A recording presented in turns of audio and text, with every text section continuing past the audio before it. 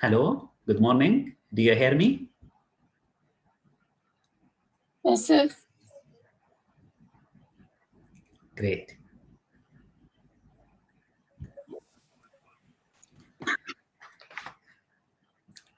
Hi, Prof. Bandi. Hey, how are you, boy? Fine. How are you? Nice to see you again. Yes.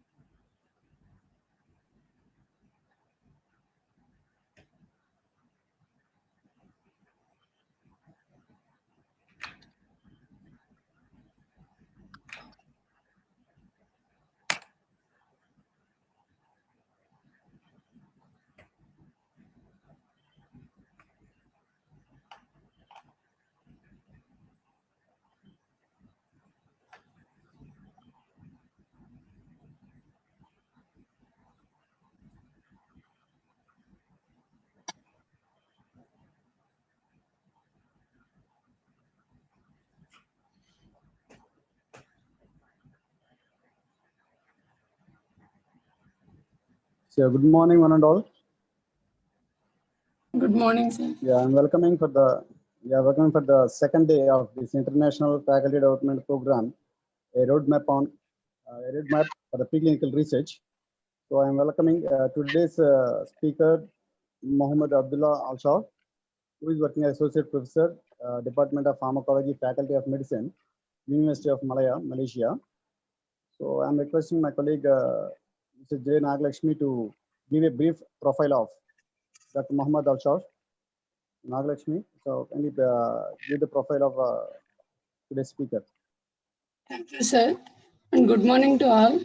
It's a great pleasure for me to introduce our speaker, Mohammed Alshar, who is going to talk us about the potential genotoxicity and reproductive toxicity of selected herbs in Sprague-Dawley rats.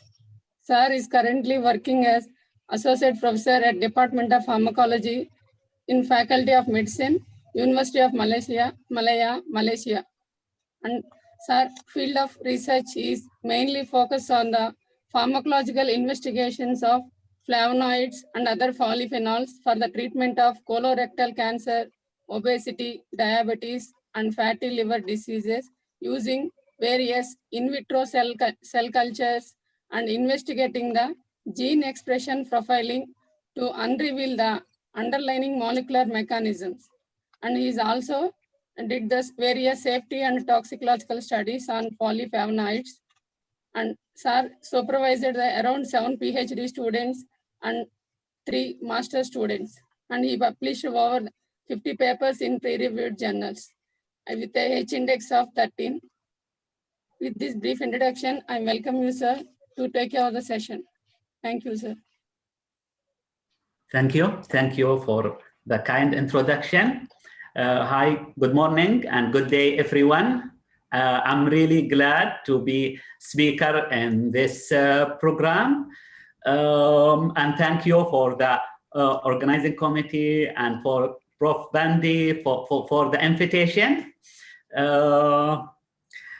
Hope everything is safe and healthy. So you know this year, I compare this year as compared to last year. Last year I have attended different conference in Rome, Korea, China. It was face to face, and this year I had so far 2 or 3 virtual. So you know the new norm. All of our conferences, even the teaching, we have new norm. Everything it goes online. So hopefully the situation there in India, you managed to flatten the curve as here in Malaysia. And hopefully everyone stay safe and healthy. And hopefully everyone also adapted with the new norm, especially the academic staff and the postgrad students. So let me first just share my screen.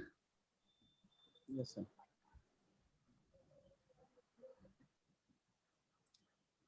So it's disabled. Can you allow me to share my screen? The admin? Yes, sir. Yeah. Okay, so.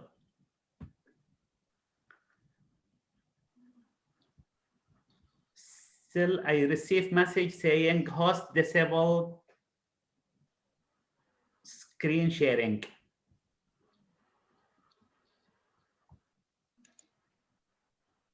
Just a minute, sir. Okay, take your time. So how's the situation over there in your university? Are you, did your teaching still online? Yeah, we do it online. Yeah. Yep, yep. So here in Malaysia, it's online until December. What about your university?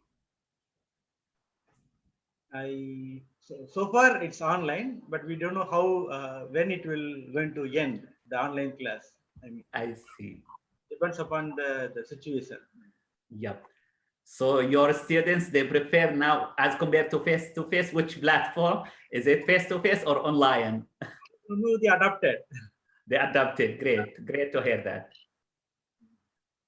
Yep. But it needs more efforts from our side, isn't it? Yeah.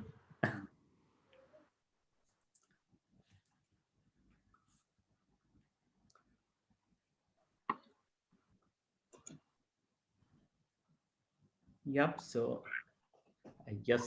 I'm able now to share my screen. So let me just basic advanced computer. Sir, now you can share your. Yes. Share. Yes, I'm able to share my screen. So, oops.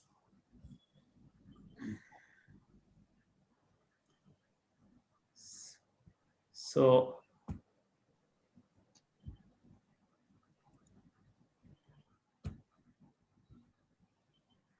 are you able to see my screen? Yeah, from we can able to see your email box actually. Okay, yep. I change it now to the slide.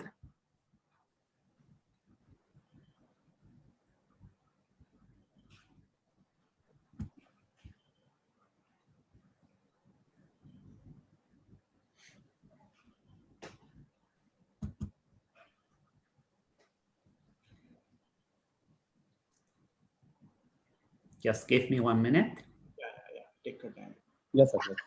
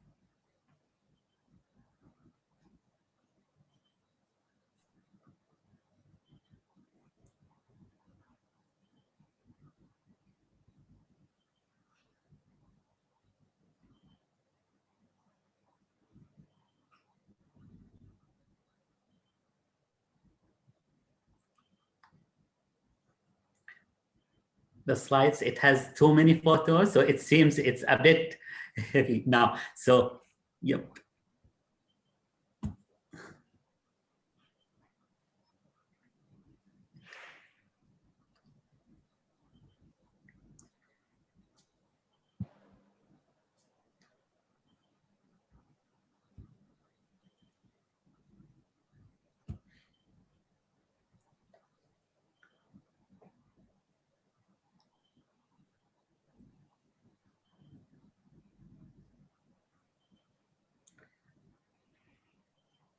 So while we're waiting for the slides to go to the presentation mode, are you able now to see the slides?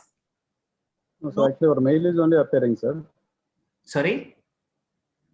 Your Gmail account is appearing, sir. Your mail. Still email? Because here I can see it's the slide. But for screen share, it is appearing only your Gmail, sir. I see. Stop sharing, then again you come back to this slide. Yeah. Already I shared the whole screen, so I should let me. Stop sharing, again you come back. Okay, okay, great. Stop share.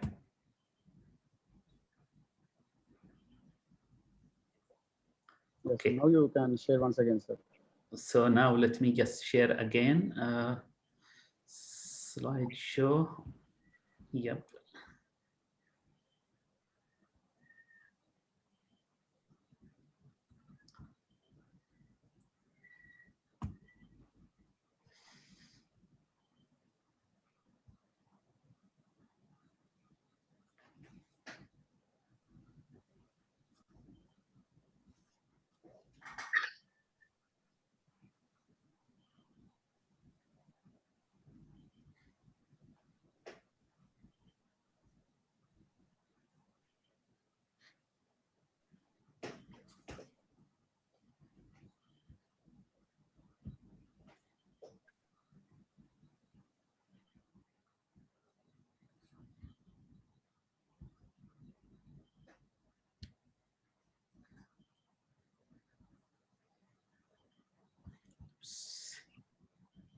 It's filled.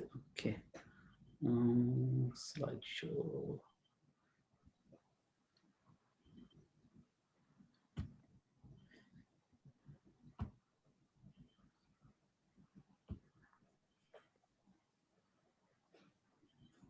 What about now?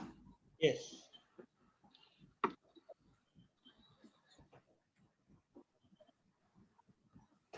Yes, sir. You can proceed, sir. Yep. Let me just check if.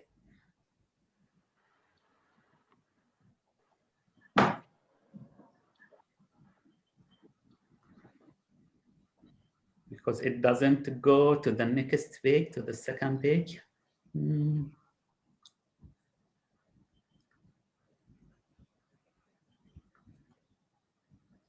Yeah. Okay.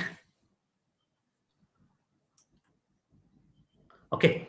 So my talk today, it's going to be on the genotoxicity and teratogenicity of some natural product using animal model.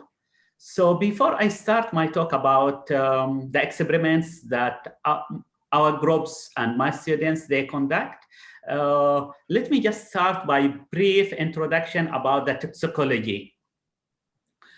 So toxicology, you know, it's the study of either the adverse effect or even the toxic effect of any therapeutic agents, either natural product, herbs, chemical agent, synthetic drugs, or even by other biological agents on living organisms.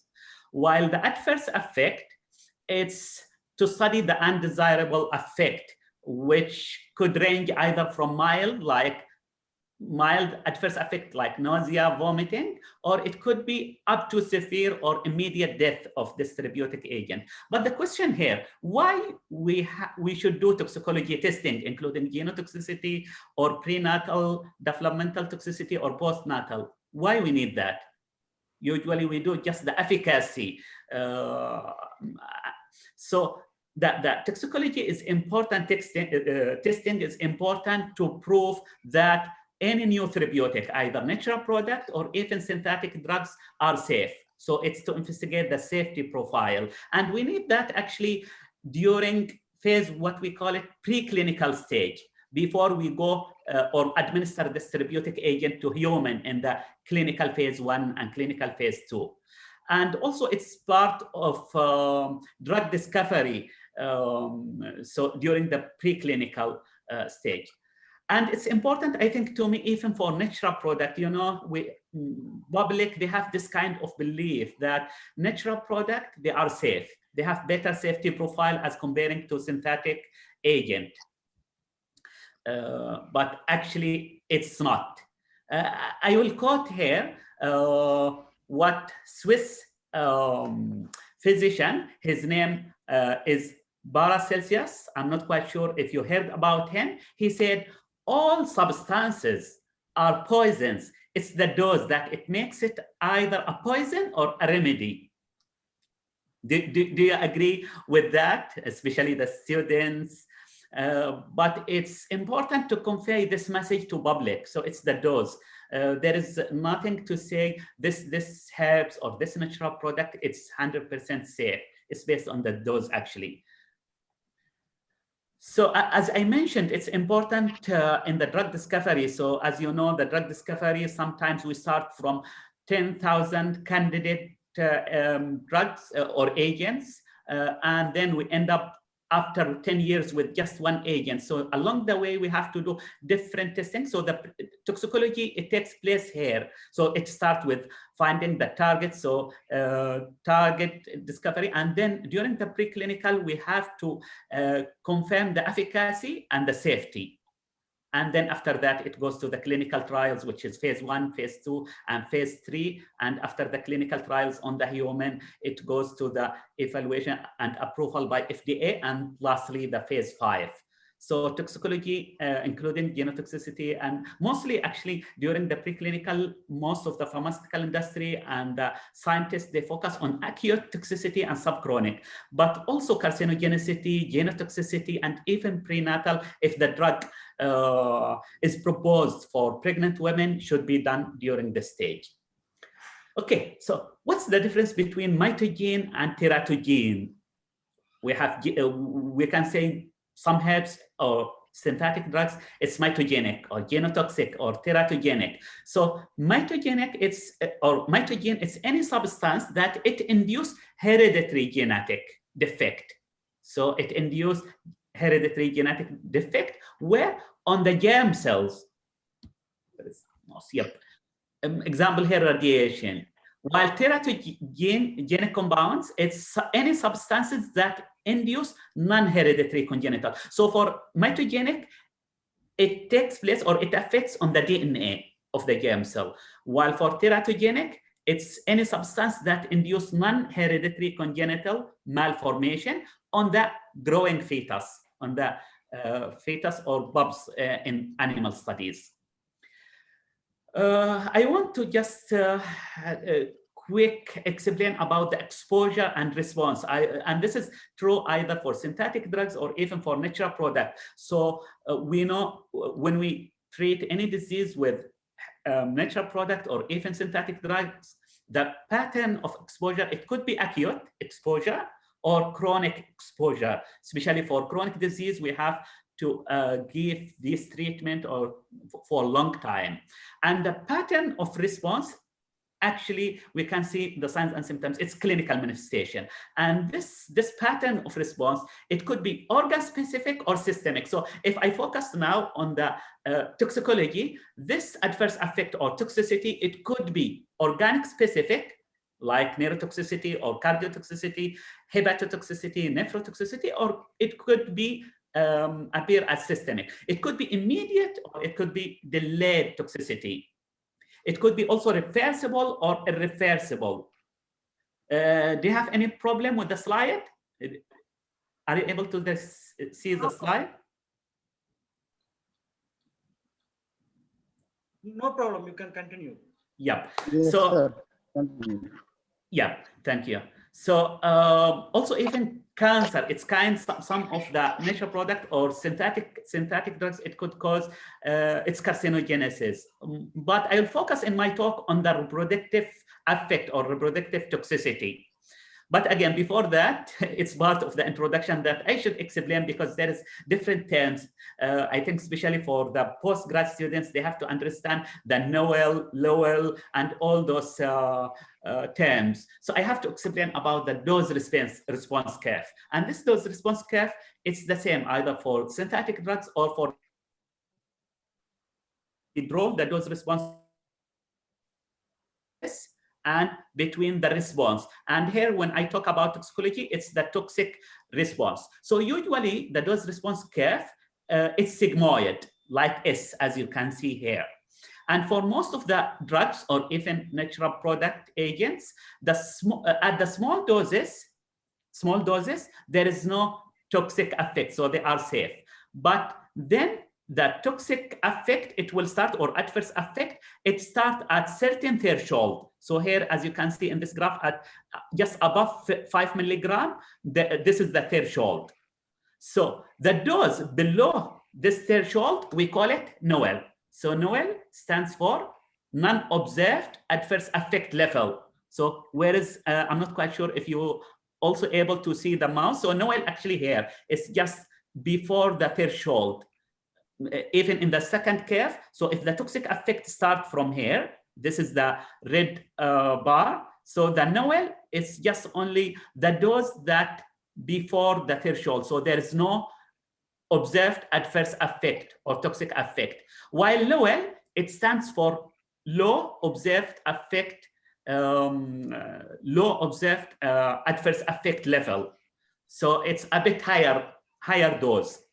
Also from this dose response curve, we can get the lethal dose 50. So it's the dose, especially this is for acute toxicity. It's so for for reproductive toxicity, actually the most important, it's Noel and Lowell. While for lethal dose 50, it's more applicable to acute toxicity. It's the dose that it kills, as you know, 50% of the animals. And there is two types of dose response curve. Most of us, we get what we call it monotonic response curve, which is by increasing the dose, the effect or the toxic effect, it will increase. But there is another type, and this is the classical response curve or most common. But some drugs or some natural product, we can get non-monotonic. Have you heard about the non-monotonic, which is U-shaped? In this curve, the low dose, you can see there is adverse effect or there is toxic effect. In the medium dose, there is no adverse effect or no toxic effect, and higher dose, there is toxic effect. So it's kind of U-shape rather than linear shape. So by increasing the dose, sometimes it goes down and then it goes up. And mostly here, the hormones and endocrine disruptors, and some vitamins, it gives this kind of response curve. And as I will explain in the next few slides, I'll introduce two plants. One of them, it gives us monotonic response, the other one non-monotonic response. Okay, so as you know, toxicological studies should be performed before clinical trials. So what are the most important toxicology studies? Acute toxicity, which is single dose. I'll not go in details in that because I'll focus just on reproductive toxicity. There is also chronic toxicity, and this is repeated dose toxicity. And by the way, both acute toxicity and chronic and even subchronic should be conducted in two mammalian species, rodent and non-rodent, especially for those seeking to register drug under FDA. And of course, they do also some genotoxicity or carcinogenicity. And here it comes the reproductive toxicity or teratogenicity studies. And they have to determine the lethal dose 50, the Noel, which is non-observed adverse effect level. And at the end, they have to compare this animal toxic dose to human. How to translate now this toxicity to the human. And also, again, my talk will not focus on this because there is it's different topic. There is formula, actually, it's based on the body surface area, and there is factor to convert from human to what we call, from animals to what we call it human equivalent dose.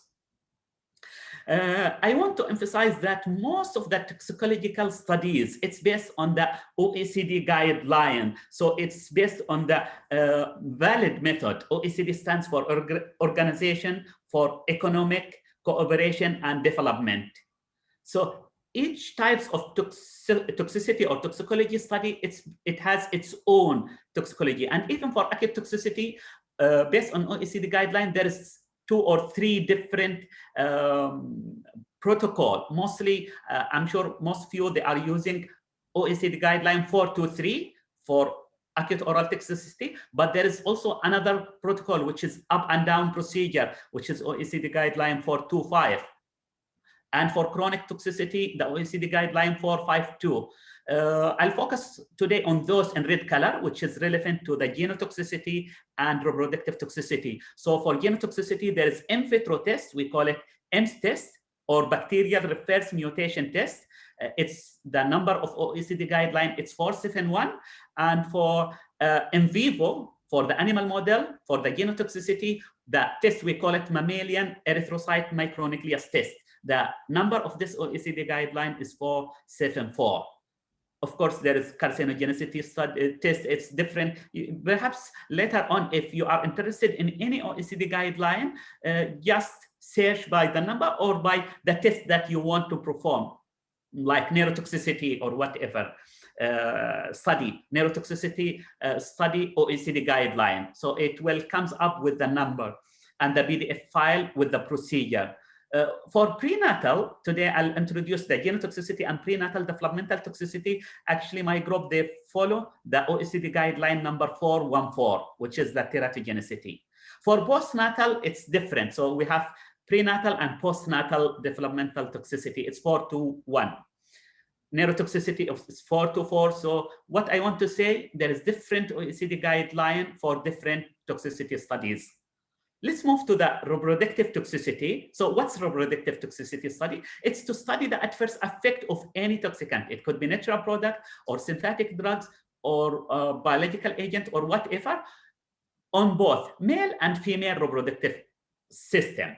And for today, I'll focus on female reproductive toxicity because also there is another approach to study the reproductive toxicity on male system. More reproductive, male reproductive system. Of course, the toxic effect, it could cause infertility, it could alter the gender ratio, it could cause mutation at the chromosomal and DNA level. It also, it includes the prenatal and postnatal developmental toxicity. So as I just mentioned, my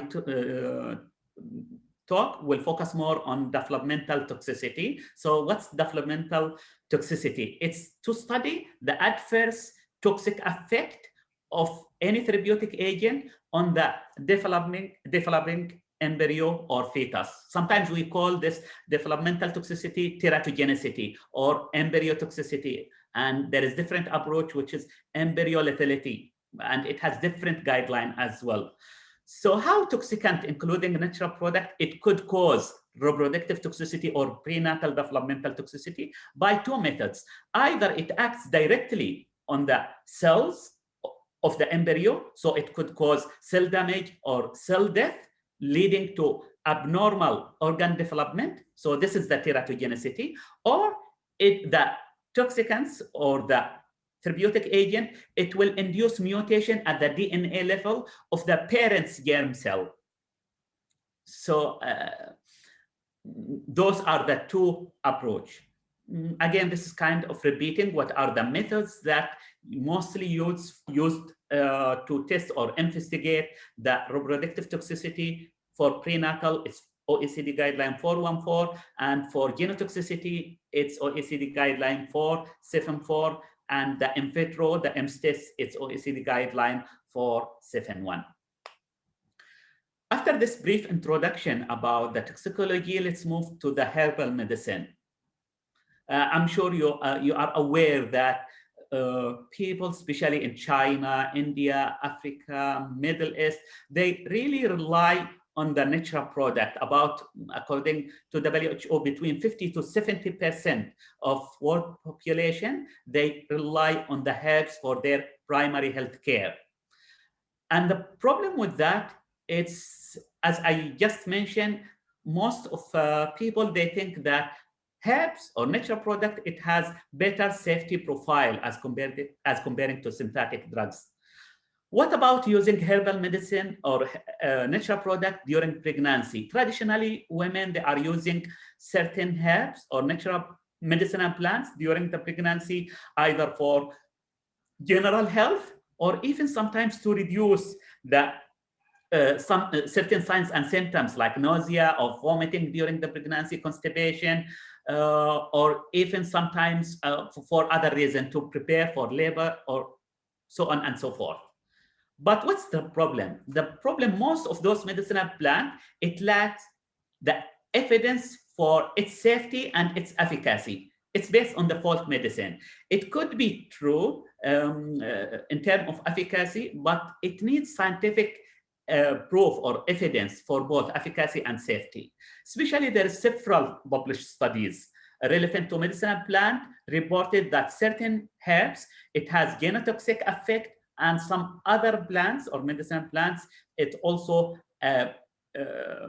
could cause teratogenic effect. And those studies, some of them, by the way, on humans. So some of the studies, it's case studies, they reported abortion in human. And most of those studies, it's on animal models using OECD guidelines. So after this introduction, in my talk today, I'll focus on two plants. So two PhD students in my group, they have selected two medicinal plants. And why they have selected those two medicinal plants? They are commonly used here in Malaysia and in Middle East during pregnancy. So it's based, they searched the literature and they found out those two plants commonly used during pregnancy. And in the literature, there is no evidence about their safety. So the first plant, this is the plant, it's Verbena officinalis. And traditionally, it's used for undesirable symptoms of pregnancy, like nausea, vomiting, and also sometimes it's used for headache, for fever. So it's a bit commonly used during pregnancy. And they have, most pregnant women, they have believed it's safe and it has health benefits. The second plant, also commonly used here in Malaysia, this is the plant. It's kind of, it looks like roots, so, but this is the plant called Anastatica hirschonetica. So this is, this plant has increasing trend, consumption here in Malaysia, especially during pregnancy. And based on the literature, it's the most commonly consumed plant among pregnant women. And they use it for different purposes, including for general health and also to ease the process. So they use it even during the early pregnancy or even at the late stage of the pregnancy to ease the process of child birth. So the scope of both studies, so I'll show you the findings of both medicinal plants of the two PhD students. The scope of the studies, they have conducted genotoxicity studies and prenatal developmental toxicity studies. For genotoxicity studies, they have conducted in vitro tests, as I told you, modified EMS tests. They use OECD guideline 471 EMS tests, and they have also done the genotoxicity studies on animal model using SD rats, male and female. For genotoxicity, it should be conducted in both male and female according to OECD guideline 474. And the test, we call it micronucleus assay. For prenatal developmental toxicity, according to OECD guideline, it's conducted on female pregnant SD rats. It's in vivo, and the relevant OECD guideline is 414. Anyone interested in those guidelines, please just Google the number and you can get the PDF, which contains the whole procedure in terms of dosing, duration, dose selection, dosage, everything. It's clearly explained in the OECD guideline. Okay, let's start by, so for today, I'll skip the in vitro. I'll focus more on the in vivo genotoxicity and the prenatal developmental toxicity. However, my students, they also has done the in vitro, which is actually 96 well plate based. So there is different bacteria, Salmonella and Escherichia coli, and they treat certain wells, certain bacteria, and some wells without treatment, and they see if this those medicinal plant, of course, the extract or the pure compound or whatever, if it has mitogenic effect or no.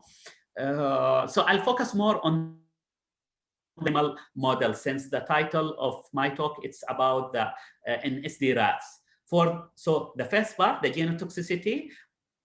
Again, we call the test, it's rat bone marrow micronucleus assay. The OECD guideline is 474. So the assay is to evaluate the genotoxic potential of either synthetic drugs or plant by, after we treat the animals, we collect the bone marrow, and then we, after we stain the bone marrow, we calculate the ratio of polychromatic. So this is the polychromatic erythrocyte to normochromatic erythrocyte. So we count 2,000 cells, and then we see the ratio. And then we also count the number of what we call it micronucleated polychromatic cells. I'm not quite sure. Is it clear here? You can see the micronucleus here in polychromatic. So some of polychromatic cells, it has micronucleus. So this is actually the presence of micronucleus polychromatic and the decrease of the ratio of polychromatic to normochromatic erythrocyte. It's indication of genotoxicity in the bone marrow.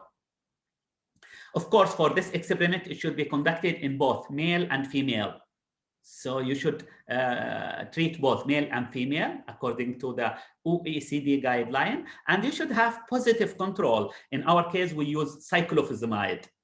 So cyclophosphamide, it's well-known mitogenic or genotoxic compound. And of course, you should have the negative control, which is usually, you should treat the animals with the vehicle. So if your vehicle is saline or between 20 or whatever, the vehicle that you dissolve your crude extract, you should treat the negative control.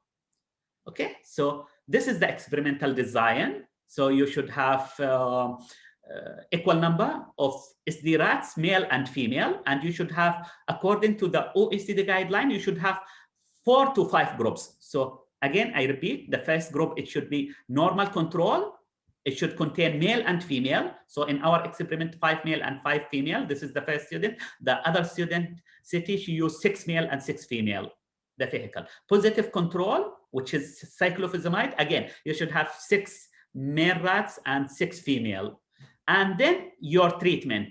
And according to this OECD guideline, you should have minimum 2 doses, and the advice, it should be 3 doses. I'll show you the result. Again, one of students has done optimization or preliminary or pilot study, and then she selected only 2 doses.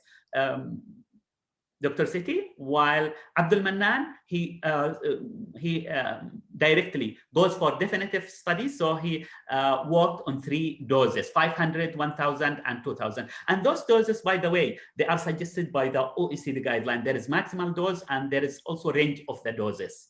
So after you treat them, both male and female, for certain times, for 3 days, based on the protocol, then you have to observe during this 3 days any signs of toxicity, and then you have to sacrifice the animals and collect the bone marrow. And then after you stain, after staining the bone marrow, after you stain the bone marrow, it looks like this. So those, the first half part, it's for the female, and this is the female, and this is the male. Oops, sorry for that.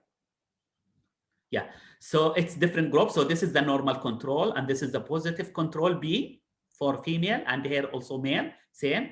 This is the normal control, positive control, and those are the 3 different doses. So now I'm showing the results, the finding of the first plant, which is Verpena officinalis. And then I'll show you also the finding of the second plant, which is Anastatica hirschonitica. So after they stain the bone marrow, we have to count first how many micronucleated, like this, it's a bit small, micronucleated polychromatic erythrocyte in 2,000 cells. So you have to count 2,000 cells, and out of those 2,000, how many micronucleated. And the second parameter, you have to count both in about 20 cells, how many polychromatic erythrocyte and how many normochromatic. So those, the dark one, it's polychromatic, and this one, the lighter one, it's normochromatic.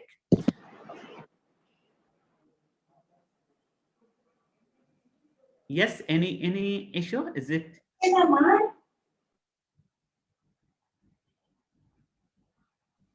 Nothing, sir. You can proceed, sir.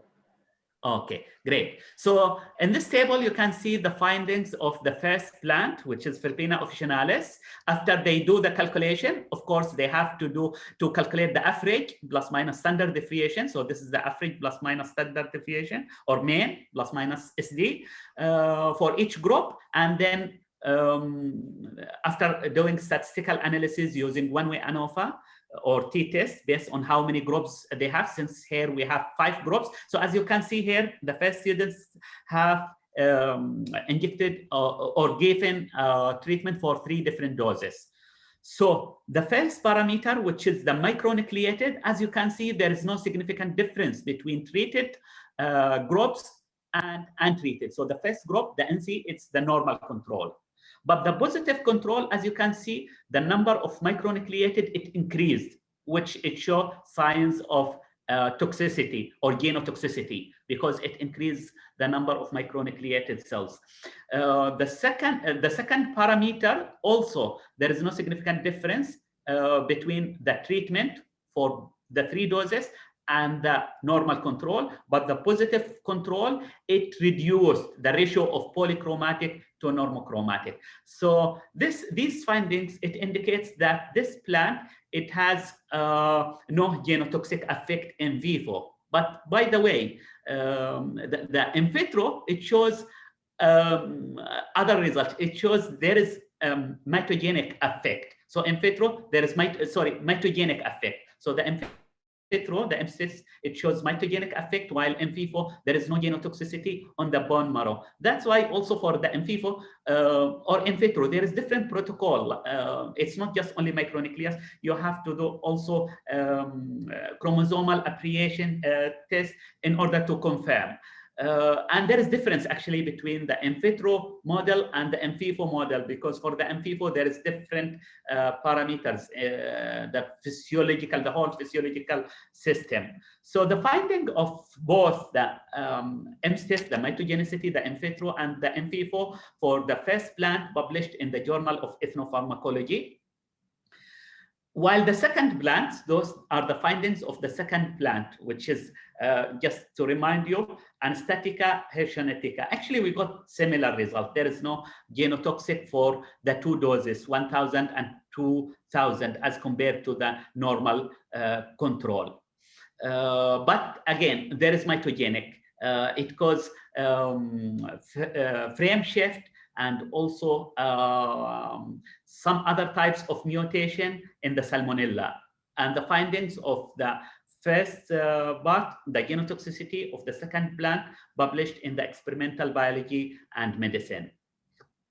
Let's move to the teratogenicity. It's actually the main part of my talk today. I just now explain about the genotoxicity, but now I'll move to the teratogenicity for both plants. Let me just start by the protocol, how we conduct the experiment or the methodology. Again, it's based on the OECD guideline 414. And before I explain the methodology, I'm sure you are aware the gestation for rodents, how many days? It's 21 days.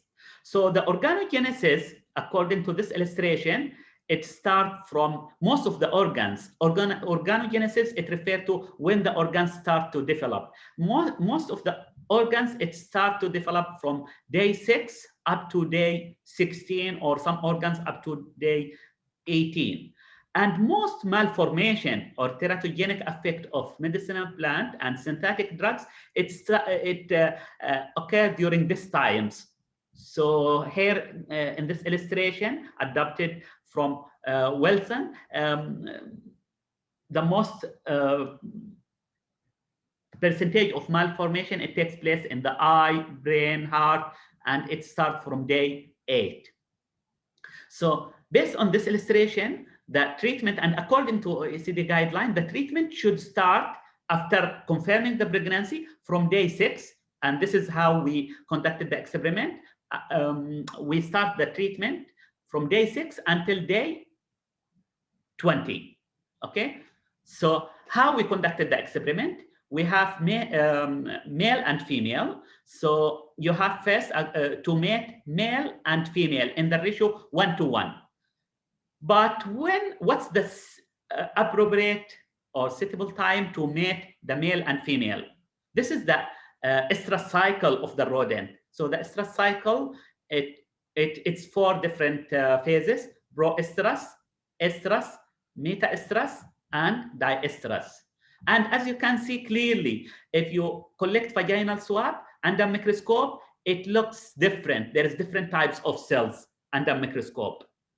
So what do you think? Which phase out of those 4 we should mate male and female to get the female pregnant?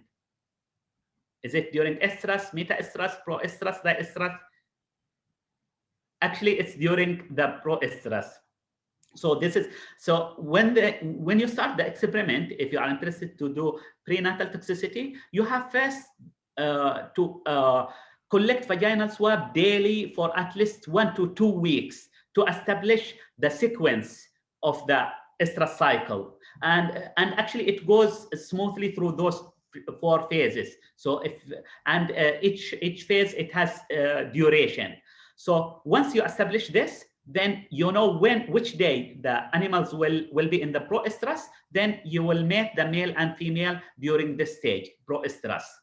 And then in the second day, you have to collect another vaginal swab. So if you will find sperm, this image, or here you can see the sperm in the vaginal smear under the microscope, or even here, if also it shows some smear, or if you find the blood, it confirms that there is mating, and there is the animals most likely will be pregnant. So this considered as GD. We count this one as gestation day 0. Okay, so this is the first part of the protocol. Then we follow up the body weight. Of course, when the SD rats become pregnant, the body weight will increase. So on day 6, based on this protocol, you have to start the treatment either oral. So in our case, it's crude extract oral gavage. So based on this OECD guideline, you should start your treatment from GD6 up to GD20, and then on gestation day 21, we have performed cesarean hysterectomy to collect the uterus. So as you can see here, the number of pups. Do you know how many pups or fetus per rats normally? I asked question, so just answer yourself. So it's between 10 to 13 or 12. In average, it's about 12 in normal rats. Okay. So then what are the parameters that we evaluate after we do cesarean hysterectomy? There is 2 different parameters. Some parameters related to the dams itself. We call it reproductive maternal performance. Parameters, let me just check the time. Yeah, still have some time. I'll go a bit faster. So those parameters, it includes the pregnancy index, also any observation about any abnormalities, also the food and water intake, the body weight at GD0, 6, 9, and then the maternal. So maternal body weight, it's for the dams, for the mother, for the pregnant rats. Maternal, I'm talking all those parameters, it's for the dams, for the pregnant rats. Maternal weight gain during this 2 interval between GD 0 to 6 and 6 to 9 and so on and so forth. And then we calculate the corrected body weight gain of the pregnant rats. It's relative based on its body weight. So there is formula to calculate the corrected body weight gain.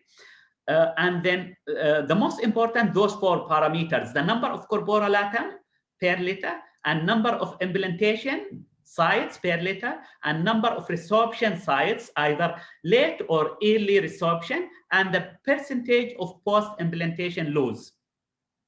Those are the parameters related to the dams, while the parameters related to the fetus, it includes the number of live and dead fetus per liter. So we count how many live and how many dead. The gender distribution, because some therapeutic agent, it alter the ratio of male and female, and also the fetus body weight. If there is any external malformation, like this fetus, you can say there is malformation. This one, it's gastroschiasis, the intestine, it's outside, or if there is stunted growth or shorted tail, like this one. And then inguinal distance. So the short, it's male, and the long inguinal distance, this is to count the ratio or number of male and female. And sometimes we confirm the gender by dissecting the animal, if it's difficult to just measure the inguinal distance. And then we do staining for skeleton and for the skull to see any abnormalities in the bone and in the skull. So for skeleton, there's 2 stains. We use 2 stains. The Elchium blue. So as you can see here, the Elchium blue, it stains the cartilage to see if there is any abnormalities in the cartilage.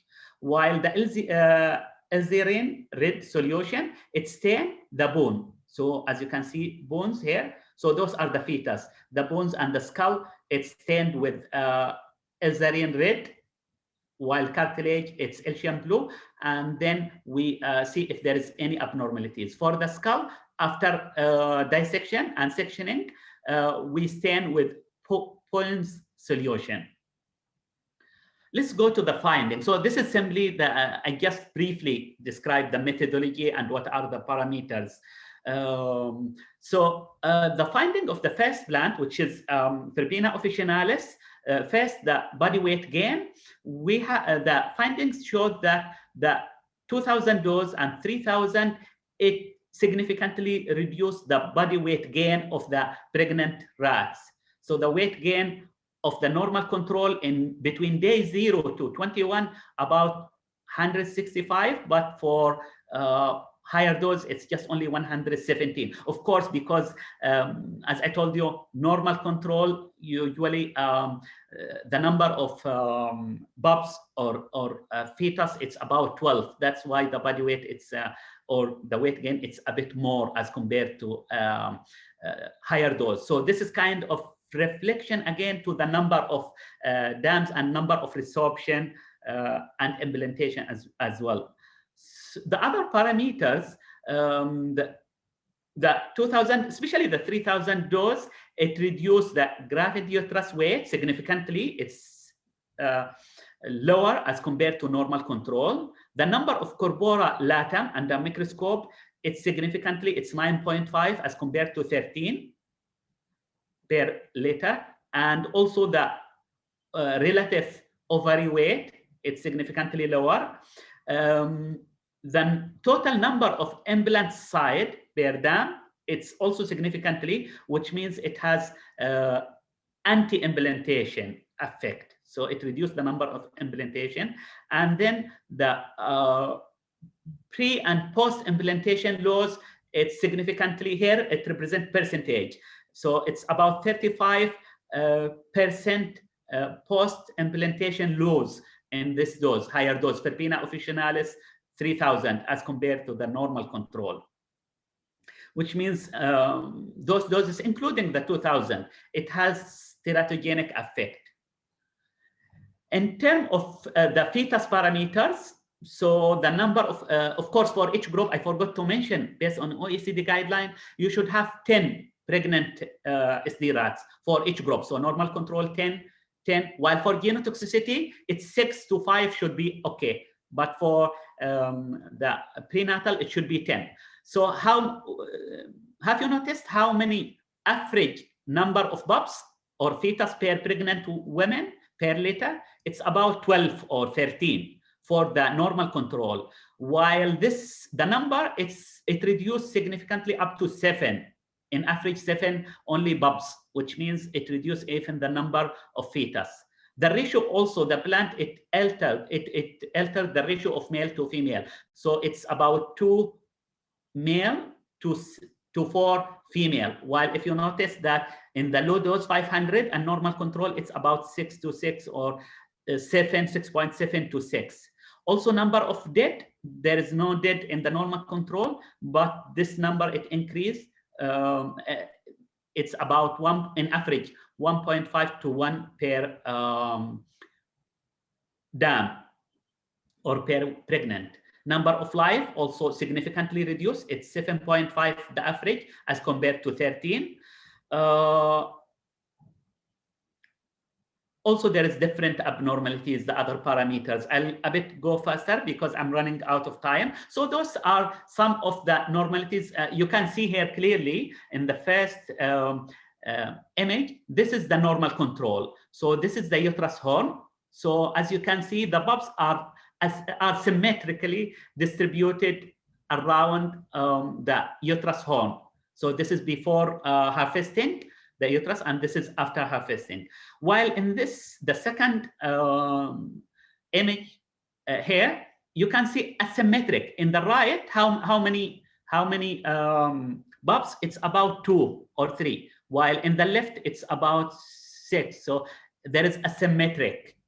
Also here, this is the 3,000. Again, on the right, it's about 2 or 3. While there is resorption, actually, there is no bulbs in the left at all. As you can see, this is the whole uterus after we do cesarean hysterectomy. So in the left, this is the left side, nothing there. Okay, and even in few rats, we just found 1 or 2 bulbs in the left side, as you can see. And also in 1 or 2 rats, there is vaginal bleeding, as you can see here in this photo. See. And also some dead rats. In terms of resorption, this image A and even B, you can see this is partial resorption. While here in C, this is a complete resorption. So there is implantation, but there is resorption. There is no fetus here.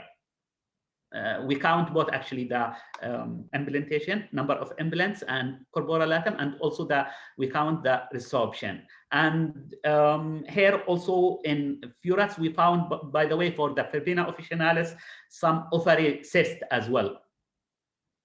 Verbena officinalis also, it reduced the, it caused stunted growth. So as you can see, this photo for both groups here, this is the normal control, and those are different doses. So as you can see, especially the higher doses here at D, the 3,000, it caused stunted growth. It reduced the growth, and when you measure the weight, so it has lower birth weight as compared to the normal control. There is also different abnormalities. So it's not just only the number of resorption or number of live to dead, or the number of fetus compared between treated and untreated. There is different abnormalities for this plant. Like here in this image, there is few bulbs with gastroschiasis. The intestinal was outside, short hand. There is oedema.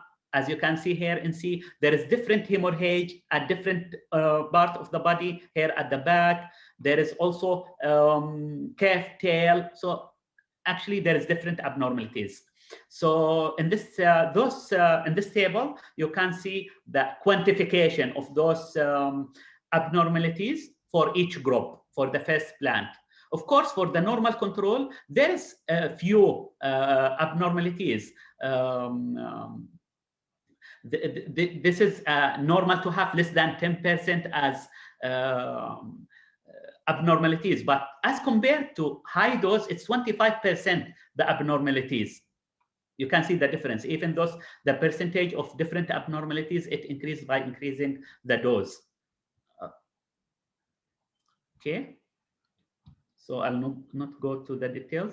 So I asked Abdul Manan, oops, it goes fast, to do phytochemistry for his plant, because we want to know what are the main active compounds that, or bioactive compounds that it could cause this teratogenic effect. So based on LCMS studies, they managed to identify different compounds, but those highlighted in red, typeronic acid, litoline, apigenin 7, we found that in the literature, some of those compounds, it has some teratogenic effect.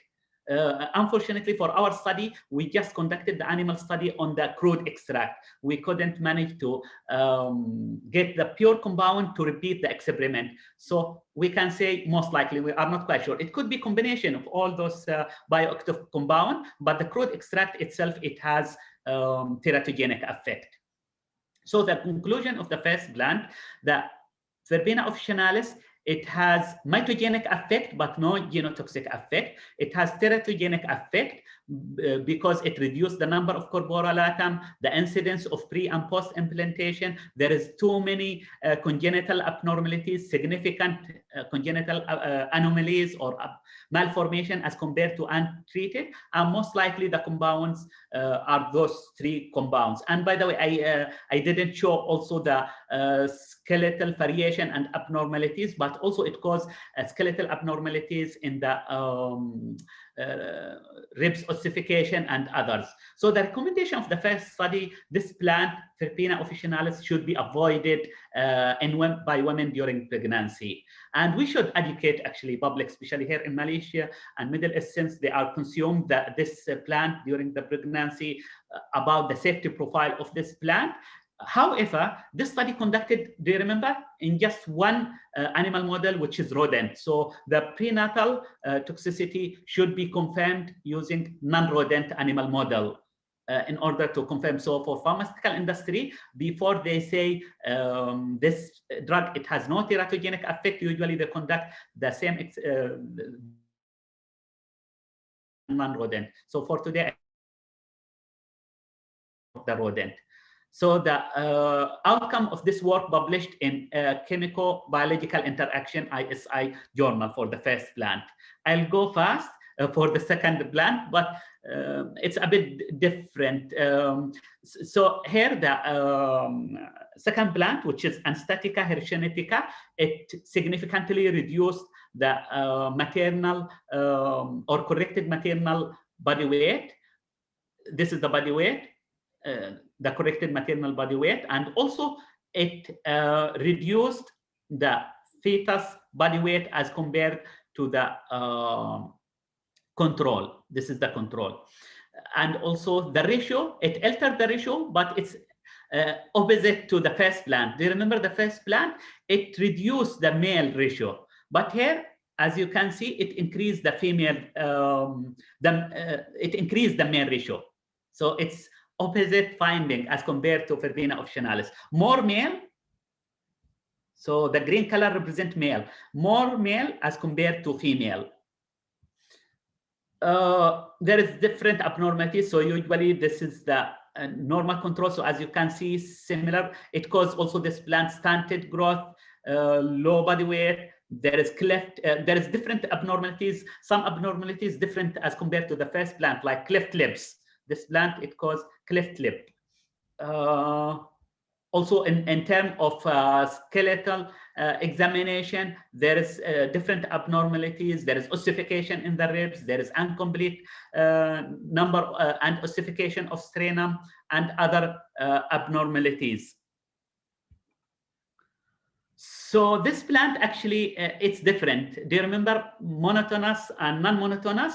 So this plant, we found that the 250, it has some toxic effect, and 1000, it has toxic effect. But the 500, it doesn't have this teratogenic effect. So it's kind of U shape. It seems there is, it's similar to the non-monotonous, while the first plant, it has monotonous, so it's linear. So for the second plant, we were not able to calculate the Noel for this plant. While for the first plant, we managed to calculate the Noel because it's monotonous. Okay, and the outcome of the second plant published in the Journal of Ethnopharmacology. So with that, I end my talk. But before I end, I'd like to acknowledge different grants supported those two projects by University of Malaya. And most of the work, the first plant, the investigation conducted by this guy, Abdul Mannan. Right now, he's in Netherlands. Plant, which is Anesthetica Hirschgenetica, conducted by Dr. Seti. She's academic staff here in the University of Malaya. Thank you.